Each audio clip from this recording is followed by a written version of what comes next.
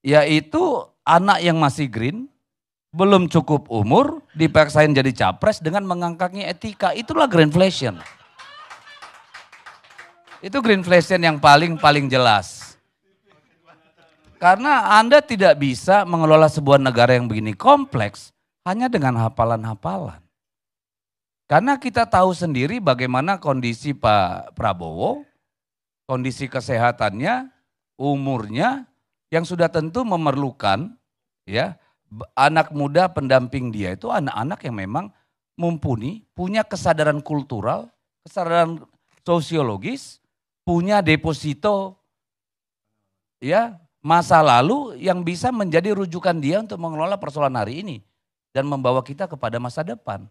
Karena saya tidak membayangkan Pak Prabowo itu akan bisa memimpin rapat seperti Pak Jokowi dari pagi sampai tengah malam atau mengeliling Indonesia,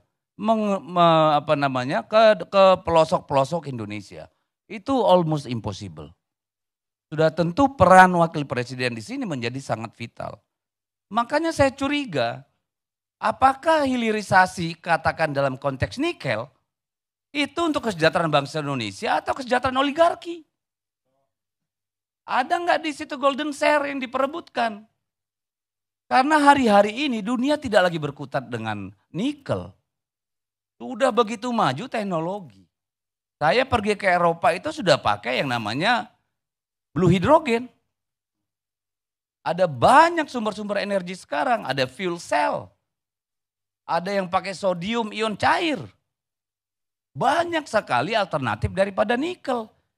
Lah kenapa kita dicekokin pikiran tanpa nikel, bangsa ini akan hancur. Sembrono banget kalau menurut saya. Sembrono banget. Jangan-jangan ini dipersoalkan di dalam proyek yang dua itu adalah nasib beberapa orang. Bukan nasib bangsa ini. Yes, hilirisasi perlu. Tapi jangan bodohi kita seolah-olah hilirisasi nikel itu adalah mantra ajaib untuk bangsa ini. Bohong, dusta. Nah persoalan kita kemudian apakah kemarin yang namanya debat itu mampu menunjukkan kepada kita kerangka berpikir seorang calon pemimpin.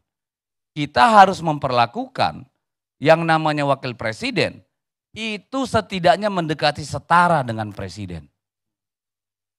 Kalau jauh di bawah itu kualitasnya, negara ini nggak tahu akan apa jadinya. Itu kan penting buat kita semua. Ya, ini kemudian ada lagi yang namanya dikotomi, seolah-olah nggak suka Gibran, nggak suka anak muda.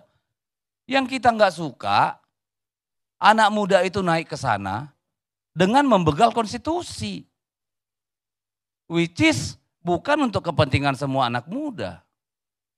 Yang kita persoalkan dan membuat kita ragu, apakah benar Gibran dengan pengalaman 2 tahun mengelola kota Solo yang hanya sebanyak 1 kecamatan di Jakarta ini penduduknya, mampu ketika pada waktunya harus mengambil alih kepemimpinan dari Pak Prabowo oleh karena satu hal.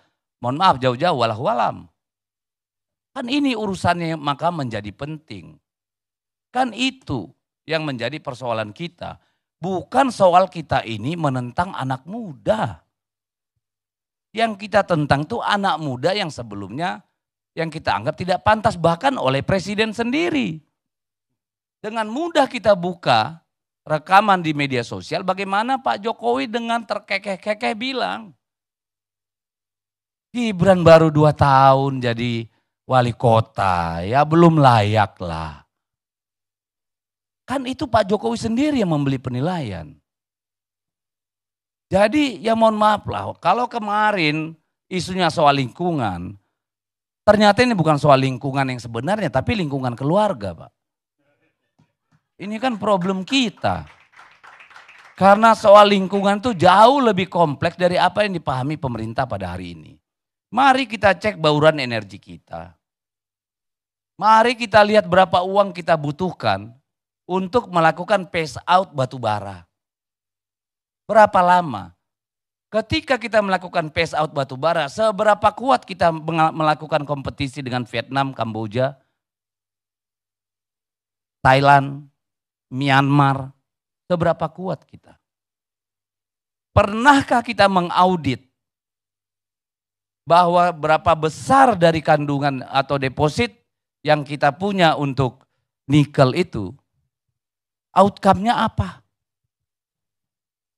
Jadi ini persoalan bangsa, bukan persoalan Gibran dengan Prof. Mahfud, dengan Caimin. This is about our nation.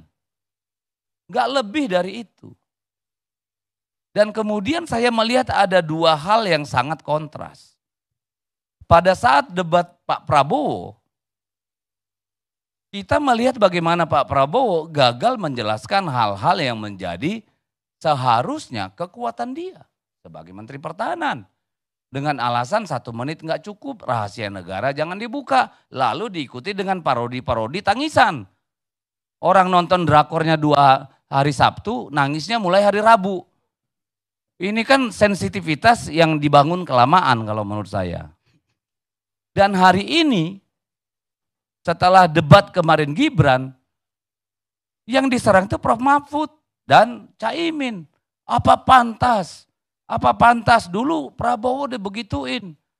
Hey, come on. Are you talking about something important or just a bullshit? Ayolah. Ini soal bangsa, bukan soal Jokowi. Jokowi sebentar lagi akan jadi sejarah. Lah iya dong, Oktober dia akan selesai. Dia sudah ada di puncak gunung. Di atas gunung cuma ada langit. Udah jangan naik ke langit, nanti jatuh ke jurang. Harus turun dari gunung. Jangan bawa anaknya malah naik ke puncak gunung biar dia bisa juga di situ.